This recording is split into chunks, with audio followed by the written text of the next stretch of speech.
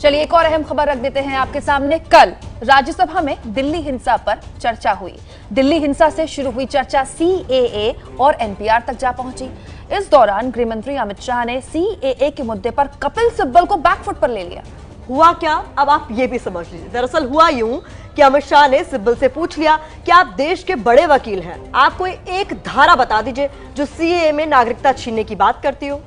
और बस यहीं पर फंस गए कपिल सिब्बल। इस सवाल के जवाब में सिब्बल फंस गए और उन्हें कहना पड़ा कि कोई नहीं कह सकता कि सीएए नागरिकता छीनता है। इस पर अमित शाह ने फिर कांग्रेस पर सवाल उठा दिए। देखिए इस बहस के दौरान क्या क्या हुआ। बहुत हो गया, सीएए और एनपीआर पर भ्रांति बंद करने का समय आ गया है। और मैं कहता हूं कि ये सदन में बैठे हुए सारे विद्वान लोग हैं। कपिल सिब्बल साहब सुप्रीम कोर्ट के बहुत बड़े अधिवक्ता है। सीएए कानून में कोई प्रोविजन मुझे ऐसा बता दो कि जिससे मुसलमानों की नागरिकता चली जाएगी। प्लीज मुझे बता दीजिए। गृह मंत्री जी, कोई ये नहीं कह रहा कि सीएए किसी की नागरिकता के छीनेगा, हम नहीं कह रहे।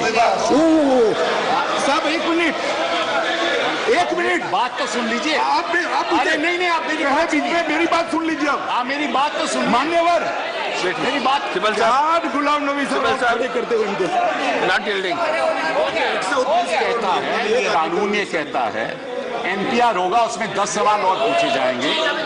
और जो एन्यूमरेटर है, जो राज्य सरकार का अध्यक्ष है, वो जाकर को पूछेगा।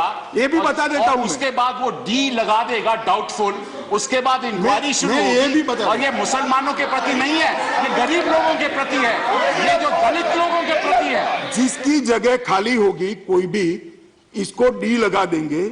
जैसा आप कहते हैं ऐसा होने वाला नहीं है। आप बोले अभी, मैं स्पष्टता के साथ कहता हूं, एनपीआर में कोई डॉक्यूमेंट मांगा नहीं जाएगा। एक दूसरा, जो इंफॉर्मेशन आपके पास नहीं है वो आप नहीं दे सकते हो।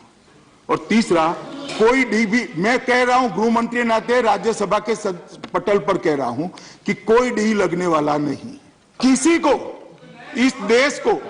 इस देश में किसी को एनपीआर की प्रक्रिया से डरने की जरूरत नहीं। आई थिंक गृह मंत्री जी कह रहे हैं, अगर मैं अच्छी तरह से सुना, कि डी किसी के सामने नहीं लगेगा। हाँ जी, यही कह रहे हैं। हाँ जी, तो डी नहीं लगेगा जी। अच्छा ठीक। अब फिर भी मान्यवर, फिर भी मैं कहता हूं, गुलाम नबी आजाद सबसे वरिष्ठ हैं, नेता प्रतिपक्ष हैं। विपक्ष के किसी भी सदस्य को अगर इसके बारे में डाउट है, गुलाम नबी साहब प्लीज लेकर आप आइए। मैं प्रायोरिटी के साथ आपको समय दूंगा। मैं चर्चा के लिए तैयार हूं और इस भ्रम का मुझे कोई आपत्ति नहीं इस पर।